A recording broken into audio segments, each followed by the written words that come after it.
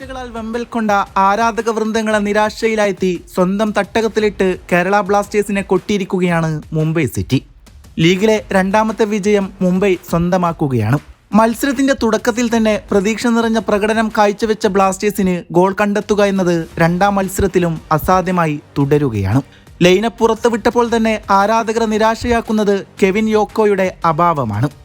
മറ്റൊരു മാറ്റമെന്തെന്നാൽ ഗോൾ കീപ്പറായി സച്ചിന് പകരം അർഷ് ഷെയ്ഖാണ് മാറ്റൊരുക്കുന്നത്. മത്സരത്തിന്റെ 5-ാം മിനിറ്റിൽ തന്നെ ചാങ്തെ ബ്ലാസ്റ്റേഴ്സ് ഗോൾ മുഖത്തെ പരീക്ഷിച്ചെങ്കിലും അർഷ് രക്ഷകനാവുകയാണ്. തൊട്ടു പിന്നാലെ വികാസും കുറവും വിക്ടറിന് ഒരവസരം ഒരുക്കി കൊടുത്തെങ്കിലും ലക്ഷ്യം കാണുന്നതിൽ താരത്തിന് പിഴക്കുകയാണ്. കഴിഞ്ഞ മത്സരത്തിൽ നിന്നും വ്യത്യസ്തമായി നല്ലതുപോലെ പന്ത് കൈവശം വെച്ച് കളിക്കുന്ന ബ്ലാസ്റ്റേഴ്സിനെയാണ് നമുക്ക് കാണാൻ സാധിച്ചത്. മത്സരത്തിന്റെ 29-ാം മിനിറ്റിൽ ഡാനിഷിന്റെ ഫൗളിലൂടെ മുംബൈക്ക് അനുകൂലമായി പെനാൽറ്റി ലഭിക്കുന്നു. കിക്കെടുക്കാൻ തയ്യാറാവുന്നത് പെരേര ഡിയാസ് ആണ്. പോസ്റ്റിന്റെ ഇടത്തെ വശത്തേക്ക് പായിച്ച ഷോട്ട് അർഷ് വളരെ മനോഹരമായി തട്ടിയകറ്റുകയാണ്.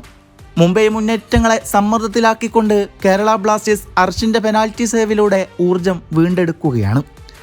ഇതിൽ എടുത്തു പറയേണ്ട മറ്റൊരു കാര്യമെന്തെന്നാൽ സന്ദീപിന്റെ സാന്നിധ്യമാണ്. ഒരുപാട് മത്സരങ്ങളിൽ പിഴവുകളാൽ ആരാധകരുടെ വിമർശനത്തിനിരയായ സന്ദീപ് ആദ്യ പകുതിയിൽ മികച്ച പ്രകടനം തന്നെയാണ് കാഴ്ചവെച്ചത്.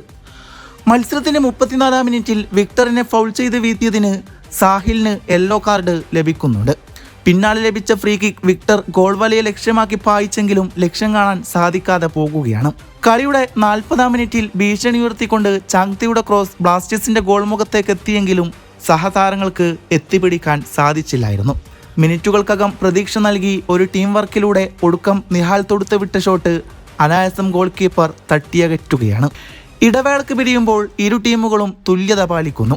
ആദ്യ പകുതിയെ വിലയിരുത്തുമ്പോൾ എല്ലാ അർത്ഥത്തിലും ബ്ലാസ്റ്റേഴ്സ് ആരാധകർക്ക് ആശ്വാസം നൽകുന്ന പ്രകടനം തന്നെയാണ് കാറ്റാലയുടെ പിള്ളർ കാഴ്ചവെച്ചത്.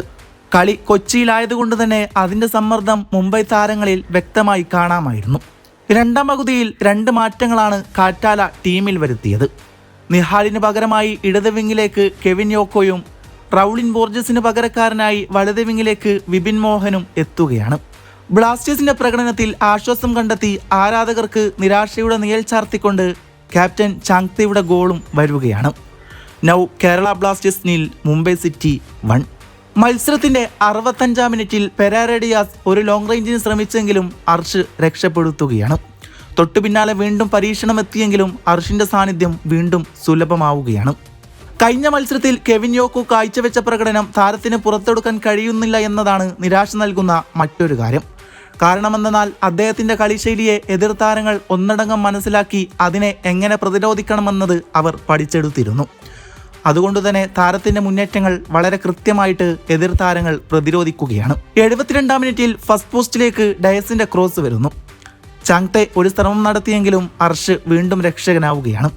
ഡ്രിങ്ക്സ് ബ്രേക്കിന് ശേഷം സൂപ്പർ ലീഗ് കേരളയിൽ ആരാധകരുടെ മനം കവർന്ന അജിസൽ സന്ദീപിന് പകരക്കാരനായി മൈതാനത്തേക്ക് വരികയാണ്. മത്സരം അതിന്റെ അവസാനത്തിലേക്ക് കടക്കുമ്പോൾ മികച്ചൊരു ടീം വർക്കിലൂടെ കെവിൻ യോക്കിന്റെ ക്രോസ് വരികയാണ്. കൃത്യമായി കണക്ട് ചെയ്ത വിക്ടർ ഹെഡ് ചെയ്തെങ്കിലും ഗോളാക്കി മാറ്റാൻ സാധിച്ചില്ലായിരുന്നു. പിന്നാലെ നിരാശയാൽ നിലത്തിരുന്ന കോച്ചിന്റെ അവസ്ഥ എത്ര സങ്കടകരമാണ്.